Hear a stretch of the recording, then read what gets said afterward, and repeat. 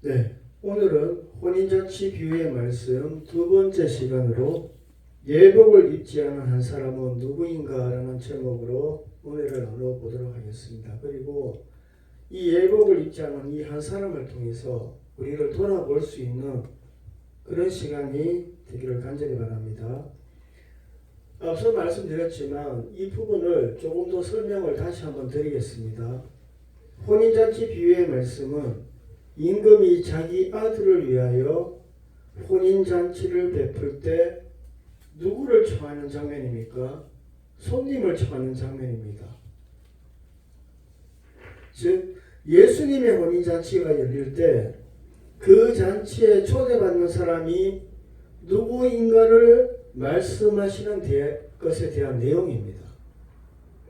앞서도 말했듯이 혼인잔치가 열린다는 것은 신부는 이미 예비되어 있다는 것을 얘기하고 있죠. 어떤 경우에도 혼인잔치가 열리는데 신부를 초청하는 경우는 없습니다.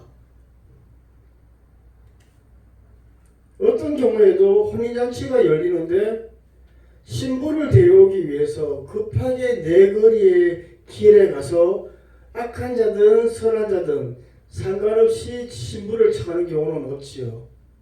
혹시 여러분 그렇게 결혼을 하셨어요? 아니죠. 그리고 10절에 임금이 손님들을 보러 들어올세 한 것처럼 아들의 신부를 보고 손님이라고 하는 임금도 어디에도 없습니다. 그런 시아버지는 어디에도 없어요. 혼인잔치에 참석하는 자들은 손님이기 때문에 손님이라고 한 겁니다. 혼인잔치가 열릴 때 손님을 초청하는 것이지 신부를 초청하는 경우는 없습니다. 제가 왜 이 말씀을 여러분에게 다시 드리는가 하면 여기에 청함을 받은 사람들을 지금 우리에게 비교하고 있는 경우가 많이 있기 때문이에요. 그런데 그것이 아니다라는 것을 여러분에게 다시 한번 알려드리기 위해서 이 말씀을 준비했습니다. 예수님으로 구원받은 우리는, 여러분은 예수님의 신부입니까? 예수님의 손님입니까? 신부. 이용석 집사님, 손님이에요? 신부죠. 우리는 예수님의 신부지 손님이 아닙니다.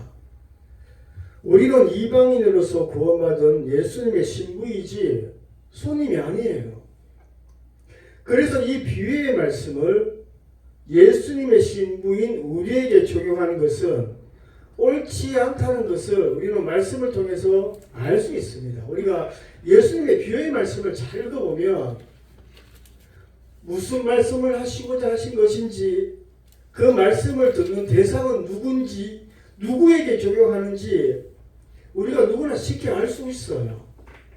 그런데 우리가 어릴 때부터 들어왔던 그 통상적인 설교, 그 가르침, 거기에 눈이 가려서 전해지는 이 하나님 예수님의 비유의 말씀이 옳은가 그른가 자체의 판단조차도 안 하고 있더라는 거예요.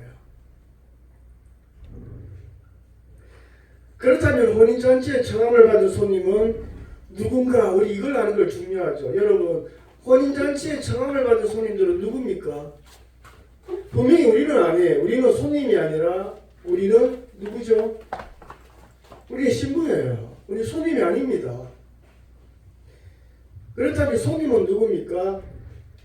3절에 청한 사람들, 그리고 9절 10절에 내거리 길에 가서 데리고 온 악한 자나 선한 자, 그리고 11절에 예복을 입지 않은 한 사람은 하나님으로부터 언약을 받았던, 그리고 예수님이 전하시는 복음을 지금 예수님 앞에서 듣고 있는 이스라엘 사람들을 손님이라고 예수님이 지금 비유하고 계신 거예요.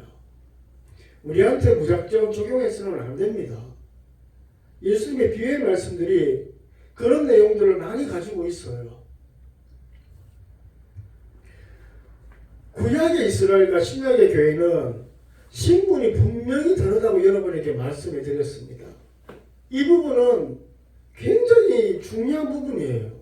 우리 교회가 얼마나 존귀한 존재라는 것을 알 수 있는 대목이 이스라엘의 신분과 우리 교회의 신분을 분명하게 구분해서 알 때 우리 교회의 영광은 더 두드러지게 나타나게 되어 있습니다. 근데 지금은 별로 구분하지 않죠.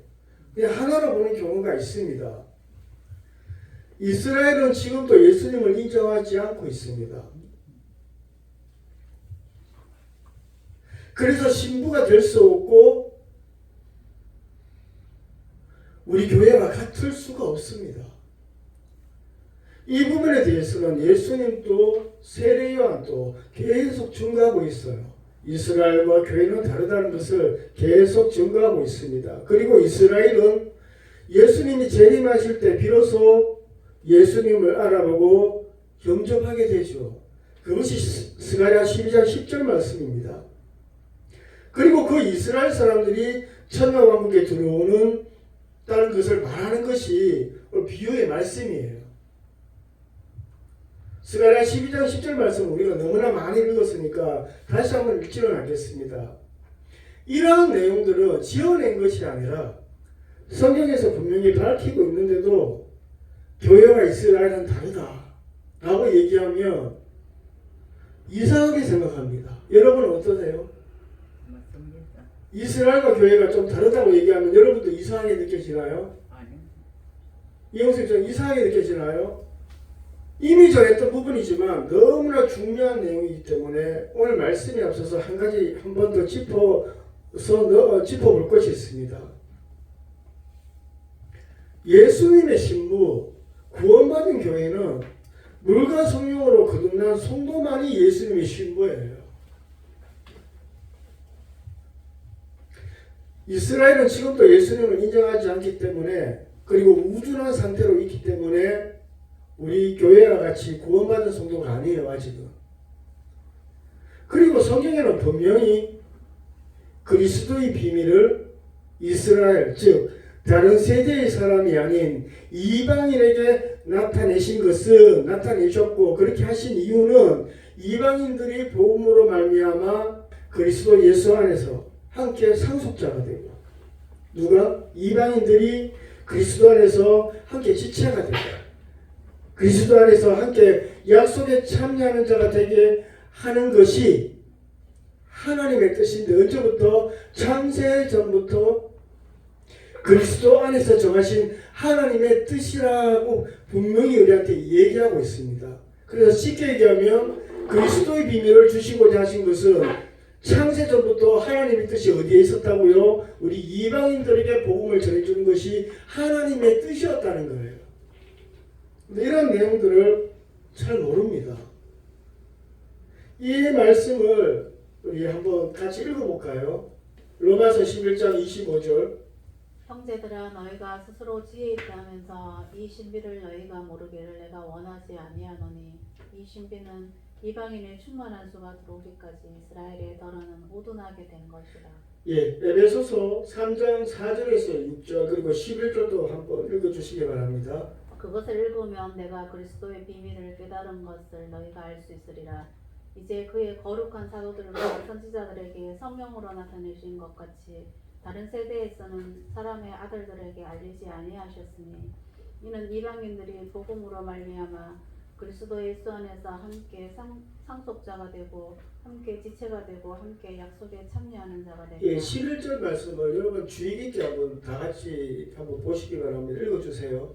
곧 영원부터 우리 주 그리스도 예수 안에서 애정하신 뜻대로 하신 것이라.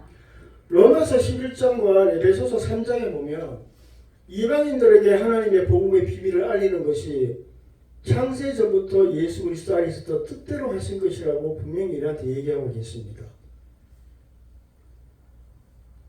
이렇게 구약의 이스라엘과 신약의 교회는 다르며 혼인잔치 비유에서 손님은 이스라엘 사람들을 말하고 있다는 것을 우리가 알 수가 있어요. 오늘은 11절에 예복을 입지 않은 한 사람은 누구인가?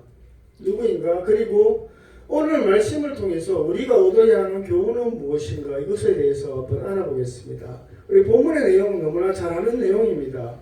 어떤 임금이 아들을 위해 혼인잔치를 베풀죠. 그리고 이미 청해놓은 어떤 사람들을 잔치에 청합니다. 그런데 모든 사람들이 다 떠나가 버리죠. 혼인잔치에 오기를 싫어합니다.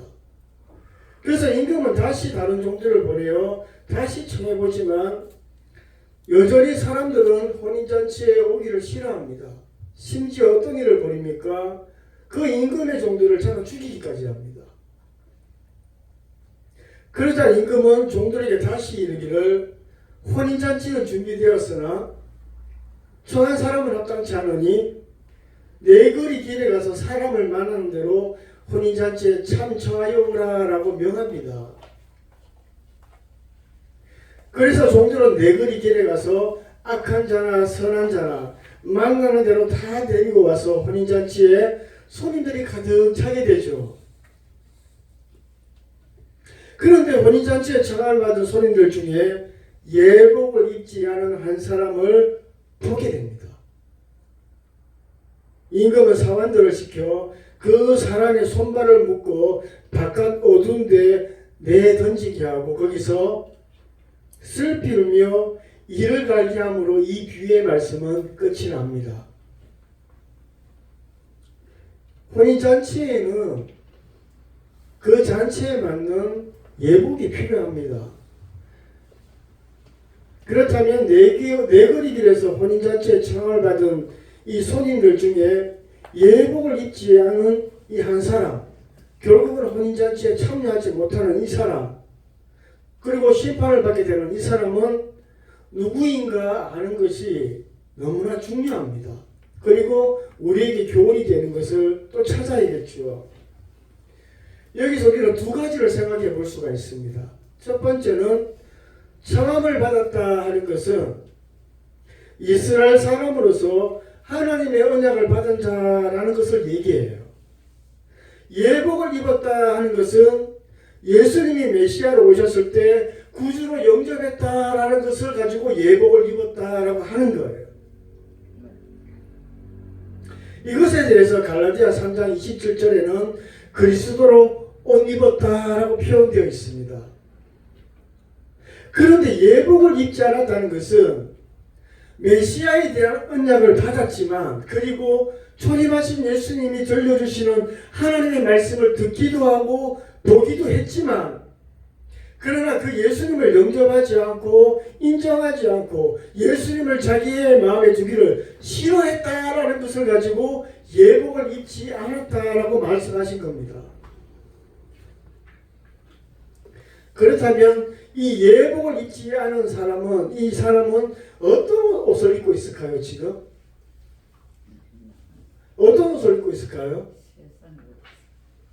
너무나 뻔한 얘기 아닙니까? 언약을 받았지만 여러분 지금 우리 상태를 잘 점검해 보시라고 지금 이 얘기를 하는 거예요.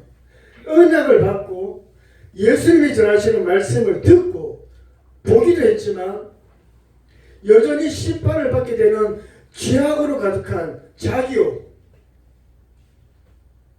육신의 옷, 세상의 옷을 입었다는 것을 얘기하고 있습니다.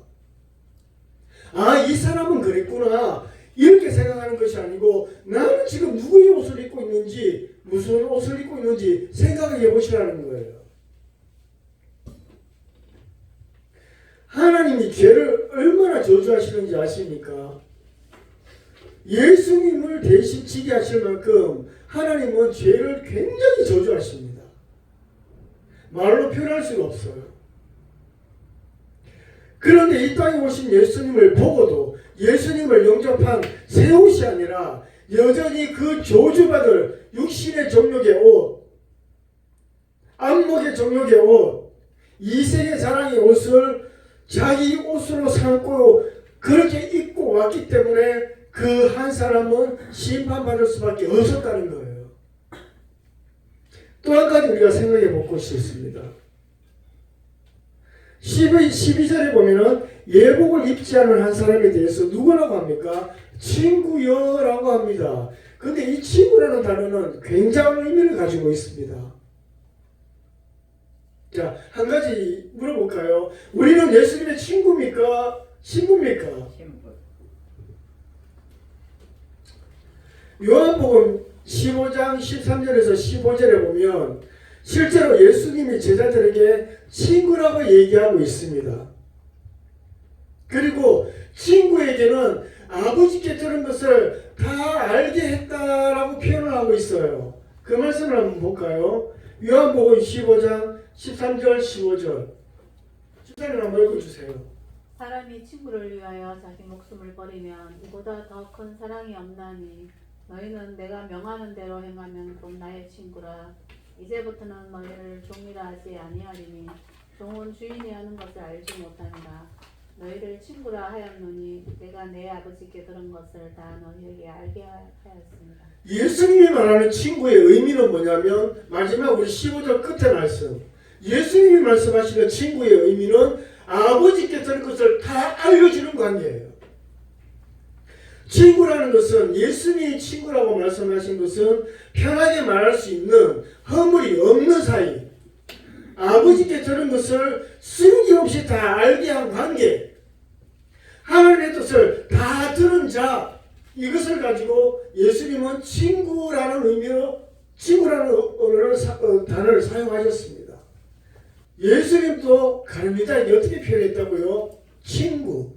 그 친구의 의미는 뭐냐면 내 모든 것을, 아버지께 들은 그 모든 것을 내가 너에게 주었다. 이런 뜻을 가진 의미가 친구라는 의미예요. 그런데 하나님의 언약도 받고 예수님이 아버지께 들은 것을 숨김없이 다 전해받은 그 친구와 같은 자가 예수님 말씀을 받아들이고 예수님을 영접한 새 옷이 아니라 여전히 죄의 옷, 세상의 옷, 정욕의 옷을 입고 오니 그것은 임금의 뜻을 무시한 것이고 임금의 말을 교몰히 여긴 것이요 무관심한 것이고 예수님을 통한 구원의 은혜를 능멸한 것이므로 가룟유다처럼 심판받게 된 거예요. 오늘날도 마찬가지입니다. 많은 그리스도인들이 자기가 아직까지 세상의 옷을 입고 있다는 사실을 잘 모르고 있어요. 말씀에 나타난 하나님의 창조와 구속의 목적과 영원한 것에는 관심이 없어요. 그거는 세상의 옷을 입고 있다는 증거입니다. 그 마음에 있는 뜻과 꿈이 세상에 맞춰져 있고 하나님의 뜻보다 자기 생각과 뜻에 맞춰져 있고 예수님을 찾는다는 것이, 예수님께 기도한다는 것이 여전히 세상의 것을 얻기 위해 예수님을 찾고 있다면 그는 아직도 세상의 옷을 입고 있는 거예요. 하나님의 구원의 은혜가 무시당하는 거예요. 이것은 아직도 구원에 합당한 자가 아니라는 것을 얘기하고 있는 겁니다. 말씀을 맺으면서 이제 우리 여러분 이 말씀을 통해서 우리를 한번 돌아봐야 됩니다. 하나님의 언약도 받고 예수님이 들려주시는 아버지의 말씀을 숨김없이 받은 친구 같은 자가 예복을 입지 않았다는 것은 듣긴 듣고 보기는 보아서도 그 아버지의 말씀에는 관심이 없고 예수님과 상관없는 자라는 거예요. 본질적으로 세상의 옷을 입고 세상에 속한 자라는 것을 말하는 겁니다. 예복을 입지 않았다는 것은. 그래서 심판을 면할 방법이 없어요. 여러분, 세리와 창기, 사마리아 사람들이 볼 때는 그 당시에 좀 있어 보이는 사람들이 볼 때는 보잘것없는 사람이었습니다. 그러나 그들은 예수님의 예복을 입은 자들이에요. 그러나 바리새인 같은 자들은 예복을 입지 않은 자라는 것을 우리는 말씀을 통해서 누가 가르쳐 주지 않아도 알 수 있는 내용이잖아요. 오늘의 비유의 말씀은 분명 이스라엘 사람들 중에서 누가 혼인잔치에 참여할 수 있는 자인가, 이걸 얘기하는 거예요. 무턱대고 우리 교회에 적용하면 안 됩니다. 그리고 혼인잔치에 손님이 되지 못하는 예복 입지 않은 자가 누구인가를 말하고 있습니다. 그렇다면 오늘 이 비유의 말씀을 통해서 우리 신약의 교회가 교훈 삼아야 하는 내용이 무엇인가 하는 겁니다. 예복을 입은 자가 혼인잔치에 참여합니다. 누가 구원을 받습니까? 물과 성령으로 거듭난 성도만 구원받습니다. 누가 심판을 받습니까? 물과 성령으로 거듭나지 않은 자들이 심판을 받습니다. 아무리 언약을 받고 예수님이 전하시는 아버지의 말씀을 들었다고 해도 예수님을 영접하지 않는, 예복을 입지 않으면 심판을 받는 것처럼 아무리 예수님을 알고 듣고 그리고 예수님의 이름으로 아무리 많은 봉사와 헌금을 한다 해도 물과 성령으로 거듭나지 않으면 그는 예수님과 상관없는 자요, 예수님과 관계없는 자요. 마태복음 7장 21절 23절에 나오는 주여 주여 하는 자요, 불법을 행하는 자입니다. 분명히 예수님의 이름으로 많은 일을 행했는데 하나님은 그들을 모른대요. 불법을 행했대요. 왜 그렇죠? 한 몸으로 인정받지 않은 자가 행하기 때문에 그것을 불법을 행하는 거라는 겁니다. 물과 성령으로 거듭나지 않은 사람의 특징이 있어요. 입으로는 예수를 말해요.